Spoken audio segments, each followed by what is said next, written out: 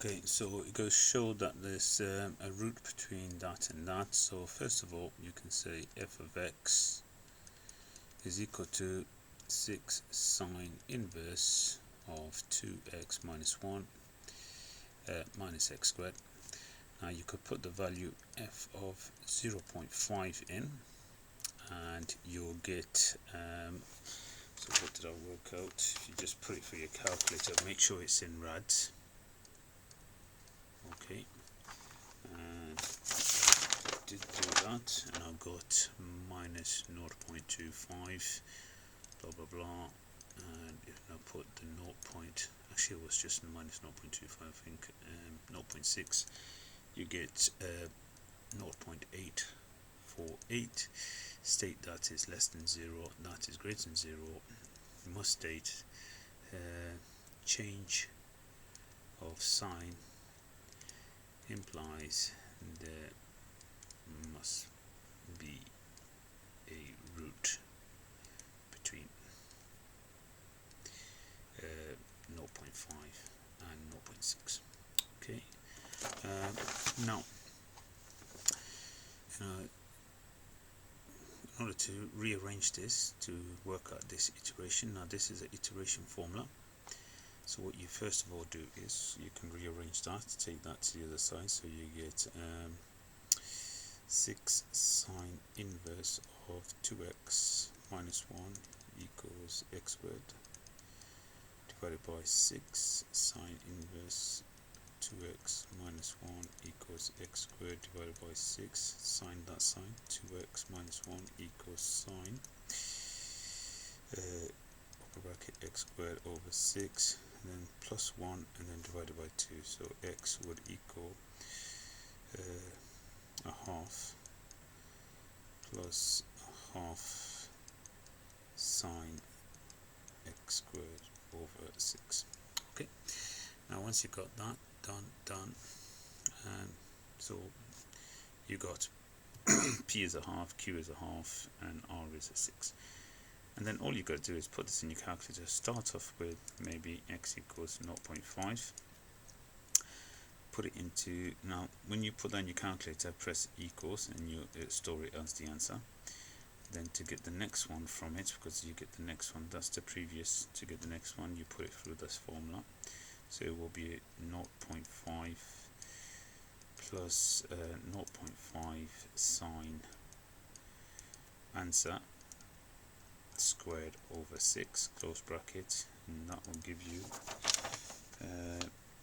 0.5208 blah blah blah. Actually I should go on to 7. The next one, x2, is going to give you, just press equals now, it will give you the answer 0.5225. Now it's important you show these because that's what they want to see when it says show your steps. So the second point will be 0.5275, etc. Next one, 4, is going to be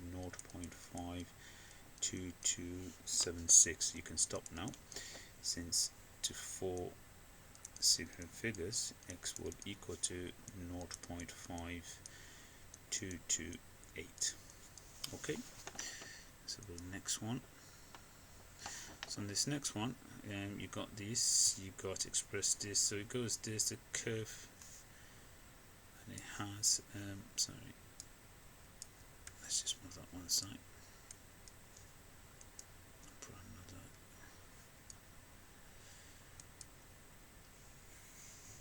working out if we need it. Okay, now you've got this plane, and it says that the gradient of the tangent, so tangent is dy dx, is at the point start is 3 times the gradient from the line joining that point and that point, x, y.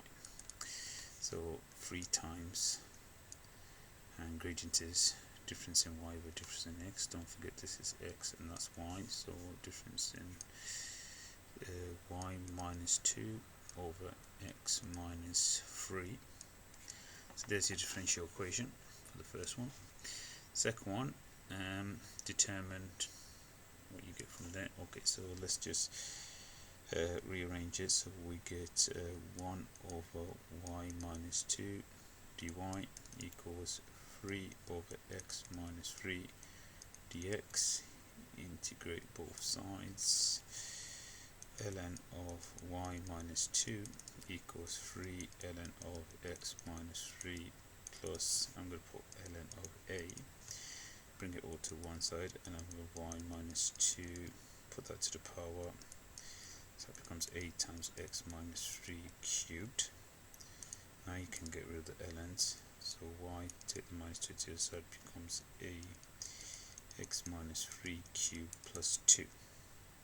And now it gives you some conditions that it goes through that point. So when x equals 4, y equals 3, so 3 equals a, 4 take away 3 is 1, 1 cubed is 1 plus 2, so that's going to have to be, a has to be 1, okay, because 1 plus 2 is 3.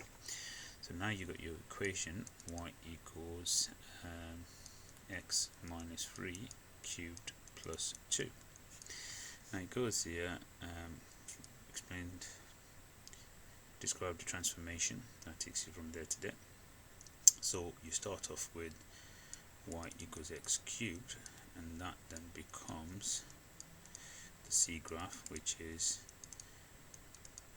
you take away 3 from there, cube it, plus 2. So that's a translation.